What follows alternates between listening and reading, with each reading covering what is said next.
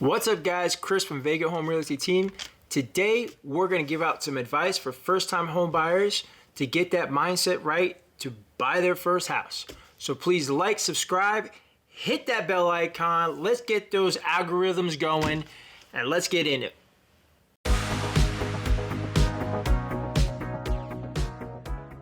Hey, what's up, guys? Chris from Vega Home Realty Team. Today we're going to talk about give you some advice on buying your first house, okay, to kind of get you into that right mindset. All right, we're going to talk about some key topics that I think that are important.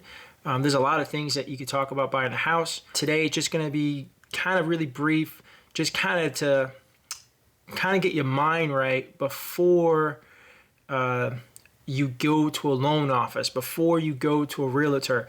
This is what this video is about. It's about that preemptive strike on buying that house, right? So this is some tips or advice, I would say, to give you before you even went to a realtor, before you went to a loan officer, just kind of homework that you should do as a first-time home buyer, okay?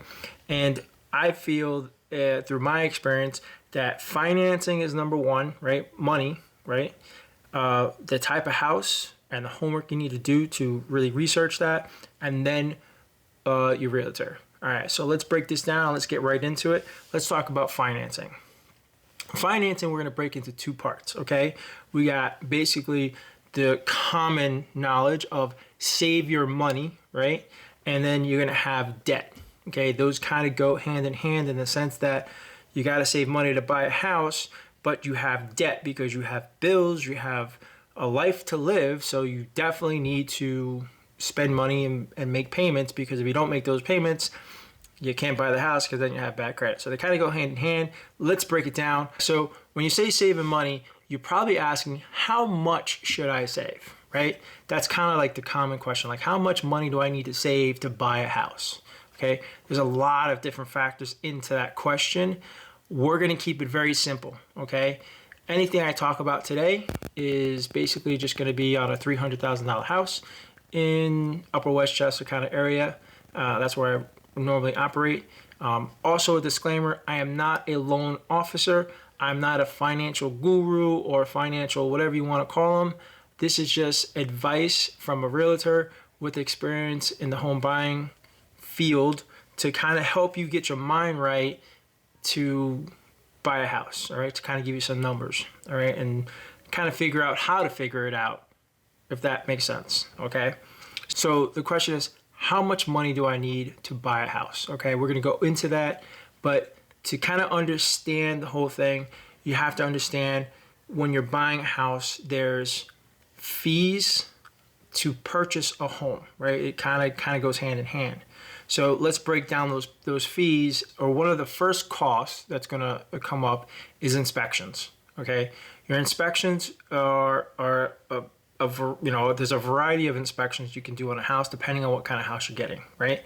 So there's a home inspection, there's a septic inspection, a well inspection, there's a termite inspection, survey inspection. So those are all things. There's a radon test you can do. So those are all the things that can be a cost that's upfront when you're buying your house. And you kind of have to have an idea of what that cost is going to be. You can't say for sure what the exact amount is going to be, because depending on who you hire to do your inspection, to do your termite inspection, the radon, the house, the septic, all those inspections, depending on who you hire, sometimes you got to hire different people because not the same person always does all those inspections. So you might hire someone that does a home inspection, but then you have to hire someone else that does a septic inspection or a well inspection or a termite. So depending on who you hire for the different jobs to do the inspections, that's how much it's going to cost you. So through my experience, if you added up, let's say every single inspection, and just FYI, you might not need all those inspections, because depending on your house, you might have municipal water so that you would have municipal sewer, so you wouldn't need to get a well and septic inspection, if that makes sense. You would just need to get a home inspection, maybe termite, radon, and a survey if you need it, you know? So So it just kind of depends on the house you're getting and what kind of inspection you get. But the average, if you were going to do all those inspections, it would probably come out to about $3,000. Let's just use that round number of $3,000, okay? Then after your inspection, you're going to have your down payment, okay? And if you want to find out the kind of order and the way everything goes, you usually have your inspections first, your down payment, and your closing costs. Next thing you would do, or the next cost, or the next, not fee, but it's a cost, would be your down payment. So now you have your down payment, right? And after your down payment could be between 3.5% to 20%, depending on the type of loan you take, right? So if you're doing an FHA loan, it's going to be at 3.5% down. If you're doing a conventional loan, it's usually about 20%. You can do less on a conventional, but it's usually 20% conventional loan. If you do a VA loan, there is, you could go from 0% to 10%, whatever between those numbers you could put down, depending, as long as the offer gets accepted, of course, right? I talk about that in the VA loan video, so please watch that. But there's different amounts for different types of loans, okay? Today we're going to talk about FHA and what a $300,000 house.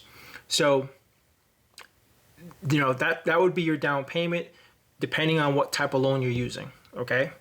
Now, your closing cost is another cost, right? Closing cost is in there.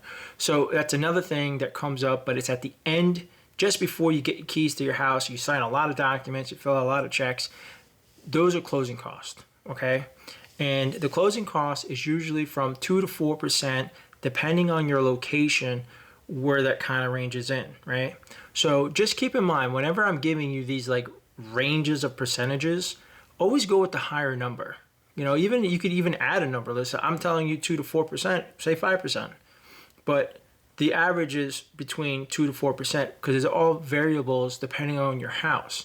So you could really lock down a really good estimate once you find the house that you want to put an offer in, and you can figure out what your closing costs are going to be and stuff like that. Just keep in mind that your loan officer that you choose to get your loan with is going to help you with the closing cost estimates, okay? But this is, like I said, this video is for like before you even talk to him, to kind of break down what you need or what you want to buy, okay? Kind of how to figure out how much money you should be saving and to give you an idea of how much money you should be saving, okay? So let's break down the cost of your fees, with your down payment and your closing.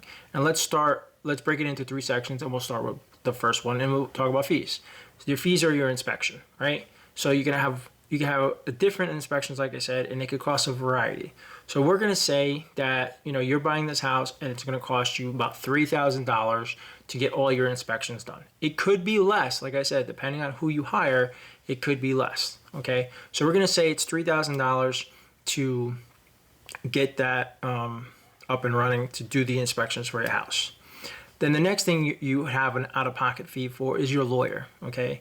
And I can't speak for all the lawyers out there, but what I can say from my experience is that some lawyers do things differently, right? They'll require, let's say a retainer fee, whatever that retainer fee is, up front, and then they'll say at closing you have to pay the rest. Or they'll say you have to pay all of it up front. So just keep in mind when you call the lawyer, and that fee could be up front, or it could be half now, half later type of thing. So that's another thing. And let's say, I don't know, in different areas people charge different things, but we're going to just go with an average here of $2,000 for a lawyer to close on a house. So right now you're at $5,000 in fees alone up front with your inspection and your lawyers. All right, so the next thing we're going to have is your down payment. Now your down payment is due at the signing of the contract, okay? So really quick, you find your house, you put the offer in, you do the inspection. Now you have to get the contract after the inspection. Let's say everything's good. You get your contract. Now the lawyer comes into it, and the lawyer does their thing, right? The lawyer looks over the contract, make sure it's good for you, puts in things, takes out things, goes back and forth. Once the contract is all settled and it's good, the lawyer then goes over the contract with you. Once that's done, you sign it. When you sign it and you hand it to the lawyer, you're going to hand it with the down payment. Okay? So now you have your down payment. And your down payment, like we talked about before, is going to be based on that FHA loan or whatever it is. So if you're taking an FHA loan on a $300,000 house, that's going to be $10,500. So now you have an estimate of $10,500, okay, for your down payment. So now we know that your fees, your inspections, your lawyer and all that is $5,000. And now we know that the down payment is going to equal about $10,500, okay, with an FHA loan 3.5, and that's what that is, okay? So now the next step is to figure out what your closing costs would be. And the closing cost, let me just turn the page here. Your closing cost is the cost that you would provide, or the payments that you would provide at the end of the process of buying a house. It's like it's the last thing you do, right? It's just before you get your keys. Think of closing cost as like a pizza pie, right? You have different slices, and each slice is a different little fee that makes up what's called a closing disclosure. Okay, a closing disclosure is what you'll get from the loan office, and on that closing disclosure is going to have multiple fees of different services that were provided to you by the loan office or by whoever, because there's also a title company and stuff like that. So at closing, you could pay an appraisal fee, a credit check fee, title search, title insurance, transfer tax, prepaid taxes, and points on the mortgage if you're going to pay for points. Okay, some of those fees might not be there. There might be a little bit more fees they add on or whatever. Also, depending on what program you're in for a loan, some of those fees won't apply. So this is, like I said, before you talk to a loan officer, just to get an idea of how much money you need to save in these three categories. Okay, so knowing what we know, for New York, it's 2 to 4% of the purchase price. Okay, so like I said, 300,000, 2 to 4%. We're gonna go with 4%. So 4% of 300K is $12,000. Okay, so now you have your final number. That's your final number that you really need to figure out of how much money you need to save. So you have $12,000 that we just said for your closing costs. For your down payment, you're going to need $10,500, and for your upfront fees, the little fees to there, is going to be $5,000. So you're coming out with a total of $27,500. Now, $27,500 is the estimate, your lowest estimate the money that you need to save to buy a $300,000 house. Okay. Now, this is just an estimate. I'm not telling you, don't be like, oh, Chris on the video told me that I could buy a house and all I need is $27,500. No, that's just an estimate. Okay, you might even need less depending on the time you buy the house, like the time of year, the taxes. There's a lot of variables in it. Okay, so there's just an estimate.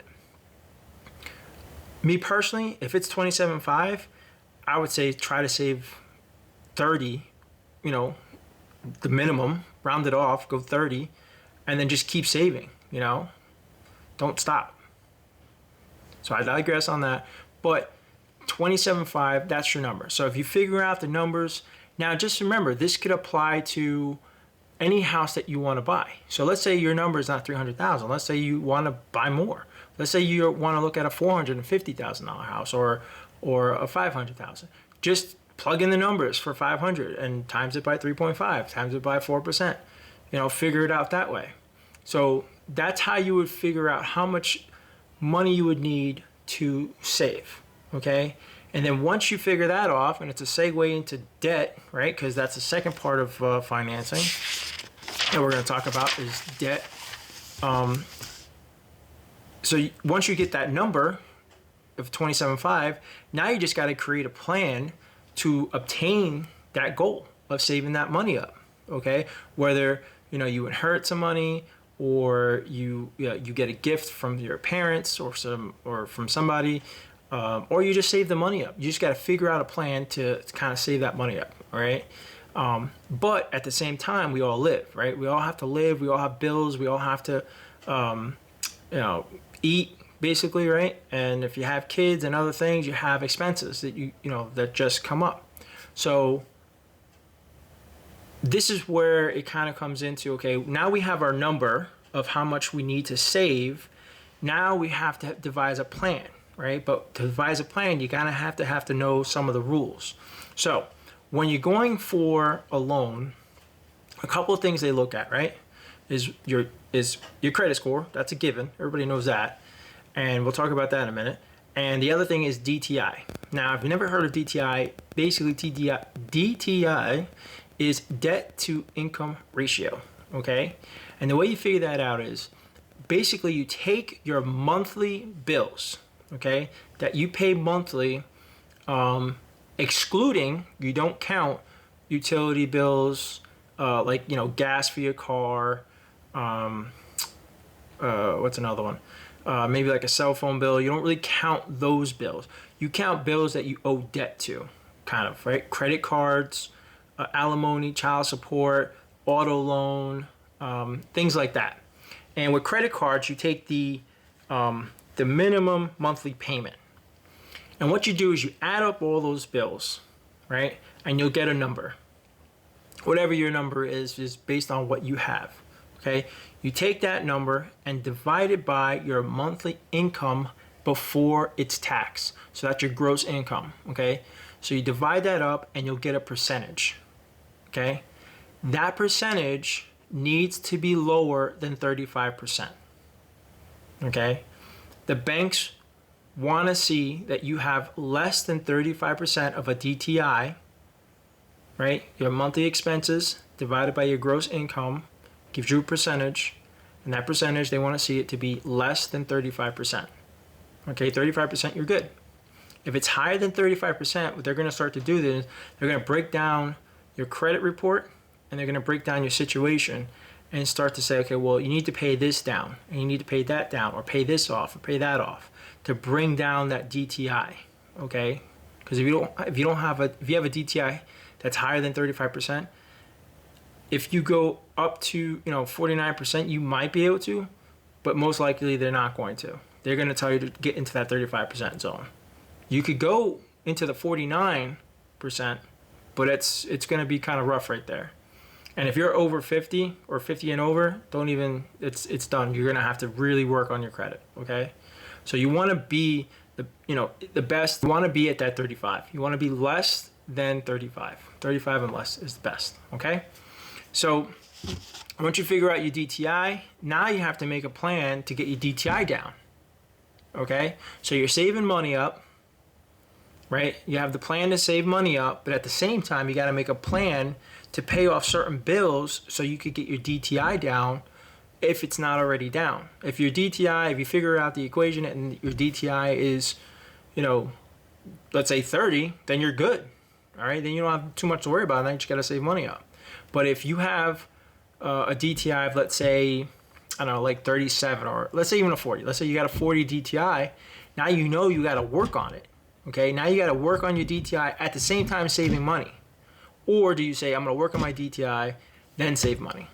Or can you do both and just try to figure it out, So this is why we're talking about it now, to kind of give you that advice, to kind of like start working on things slowly and what to kind of work for before you go to the loan officer. Because what if you do, let's say you watch this video and you're doing everything I'm talking about, and now you got your DTI at 30, your credit score, we're going to talk about that in a minute, but let's say your credit score is now 700, and you have $30,000 saved. Now you go to your loan officer. Do you know how much easier it's going to be for you to purchase a house? Like, so much stress is going to be taken away from you just from that alone, okay? So that's just the first step in buying a home. Like first couple steps in buying a home, okay? Let's digress and let's keep talking about debt. Okay, now, all right, so once we figure out your DTI, you should be good. Now let's talk about credit score. Okay, so everybody knows what a credit score is, but let me kind of break down what you should kind of do to help improve your credit score, right? One, make your payments on time. That's a big factor right there. Make your payments on time, okay? If you make your payments on time and you have no late payments, that is good, okay? A misconception is that if you have debt, that you're all messed up. No, you could have debt and be okay with a credit score and have a good credit score. The other factor is, though, they like to see, for example, we're going to use as a credit card, a $6,000 credit card. You have a $6,000 credit card and you have a balance on it. They want to see that balance to be 30% or less than the amount of the credit card. So if you have a $6,000 credit card, $1,800 is 30%.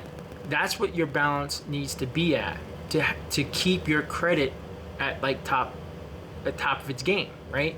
If you go into like the 2,000, 2,300, 2,500, you go over that 30% kind of balance, now your credit score starts to go down, okay?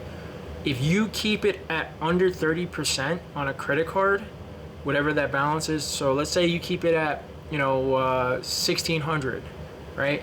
That's good because you're under 30%. There's nothing wrong with having a little bit of debt on a credit card, but keep it under 30%. So that would be the second part of the DTI credit score, kind of how they work together, is to keep your debt to income ratio down. You need to pay off some credit cards so that your monthly payments of stuff would go down also, right? So that would be the credit cards. Really, I mean, you could pay down your car loan, but you would have to pay into the principal, and it's a whole other thing. But credit cards is kind of like simpler to explain.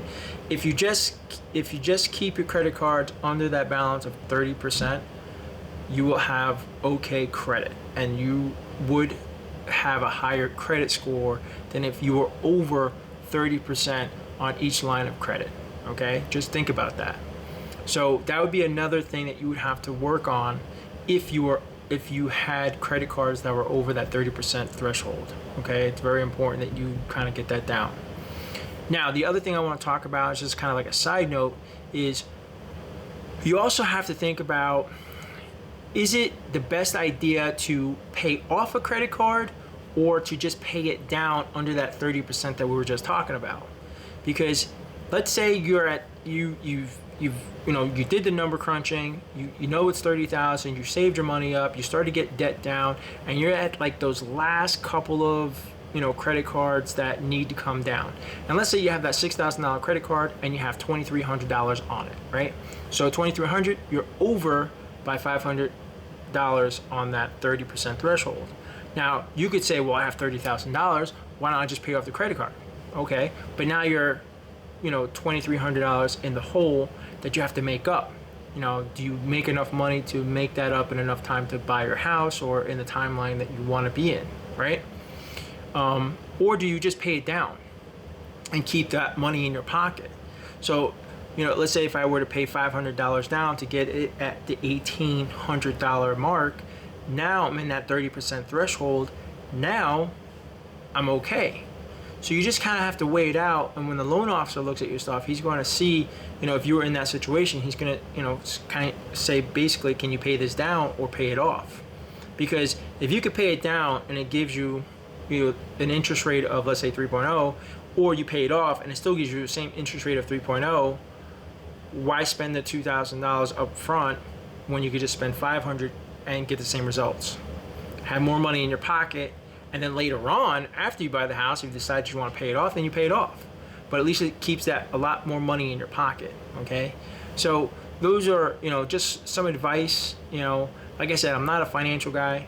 Once you really, start to do this, you might want to talk to a loan officer or a financial advisor just to get some more input, or just do your research online. Look at some YouTube videos like mine, share it. But that's kind of what it is, right? So there's really, it's kind of cut and dry. You just got to do the work. You got to crunch the numbers, and be disciplined enough to save your money, put money to the side, get your credit score up, your DTI down, right? You want to get it under 35%, and just kind of work on it slowly over time. And this is why you're doing it. This is why you're doing this or watching this video before you buy your house, before you go to your loan officer, before you go to the real estate guy or girl or the salesperson, right? And to kind of get your ducks in a row, right? To be better prepared for when you're ready to buy. Okay, this is what this is. All right, let's talk about. Look at my notes here for a second. All right, so let's talk about your home real quick and realtor. I'm going to kind of combine it because this video is getting kind of long. All right, so while it's kind of, this is all working together, right? This is all happening at the same time, right? If you really think about it, right? You're saving money up, you're fixing your credit, you're working on a DTI, and now you want to look at your house. And to kind of get those numbers in the front end that we were just talking about, like saving money up to figure out, you could just do what I did and just say 300,000, give you kind of like a base, right? So now you know if you're gonna find something that's more than 300,000, or you start looking for something that's more than 300,000, now you gotta up those numbers up, right? You just gotta plug in the right numbers to get that right result. So now you're looking at houses. And when you look at houses, I know some clients, they kind of depend on the realtor to give them their personal advice on an area. Which there's nothing wrong with that. There really isn't. If you say, hey, what's a good school district up there? I could tell you a bunch of school districts that are good. But just remember, those are kind of my opinion / with some data offline, right? They might be good school districts, but they might not really be good for you and what you need, okay? So when it comes to the home part of this, what I recommend is that you really do the research and what you want before you even talk to a real estate agent, okay? And the reason why I say that is because sometimes there's a lot of time wasted in just trying to figure out where a client wants to be at, And I understand, and it does happen where you will change your mind and things will come up, and you and your husband or just you would think about it, and you might change angles and go a different route. And that's fine, but you have an idea, so when you contact that realtor, that you have an idea. And what I recommend is having your must-have list and flexible list, right, in a home. And do the research in the sense of figure out how far, or figure out what's important to you in the sense of travel, how far from work you want to be, what kind of school districts, do you want to be close to shops, do you want to be close to your neighbors? Do you want to be far from a neighbor? Do you not want to have you want to have your neighbor like a mile away or whatever? Is that the kind of living you want, or really what you want? And kind of narrow that down a little bit before you talk to a real estate agent. And like I said, it could change over time, but try to get that just before you talk to a real estate agent, because now if you come to me and you have no clue of anything, you just know you want to move to Westchester, and then I start talking to you and asking you questions to get to know it a little bit, and then I kind of figure out, okay, well, you want to be in this kind of neighborhood, you want to be here, or this school district, and I start sending you stuff, but then all of a sudden it's like it's really not what you want. Then you tell me this, and then I have to send you some more stuff, some different stuff, and then it's not really what you want, and then I have to send you some other stuff. So instead of me sending you a bunch of stuff to try to gauge where you're at in the homes that you want to look at or the area you want to look at, I think as a person that's looking, you should do your homework and really look into what you want, right? What's the most important thing for you? Is it the school district? Is it travel? What kind of house you want? Condo, single family, multifamily, those things that you need to start thinking about before you talk to your real estate agent. Once you figure those things out with your spouse, your boyfriend, girlfriend, whoever it is, or just you yourself, write them down, right? And then when you talk to a real estate agent, then you say, listen, this is what I want. I want to be 45 minutes from my job. So I kind of already clocked it out. I want to be in my area. I'm just going to go by my area. I want to be either in Peekskill, Cortland Manor, or Yorktown. All right. I want to be in this area, and I want this school district, or I want to be in this school district. Just have an idea of what you want. Okay. It's going to make things so much easier for you and also for the realtor that has to actually plug in this information into the database to kind of send you stuff so you can look at it. Now, granted, you're going to be on Zillow probably or on the internet itself looking at homes already, and you're going to probably have a list of homes that you could send to somebody. But that's where I guess that research would come in, right? And that you would need to do some research. But the reason why I also bring this up is because you'll have people or you'll have clients that will look at places but really won't break it down like I just said. They won't really take into effect the travel times. They won't take in fact the school district. You know, they'll look at a house that's beautiful in, you know, let's say some area, and they have kids but they have no clue of the school district. So that's what I'm kind of getting at. I'm kind of getting at, like, really do your research, kind of break down what you want, you know? And once you figure out what you want, do the research in that, and then start looking in those areas with a realtor, okay? Just don't be like, hey, you know, what's a good school district? We could do it. It's just going to be, you know, a lot of hit and misses, you know? So that's my advice for the home portion and the realtor portion of this. Let me know what you think. Comment below. I got really nothing else for you. So stay frosty, watch your six, like and subscribe, hit the bell icon, help with that algorithm, and I will see you guys later in the next video. Peace.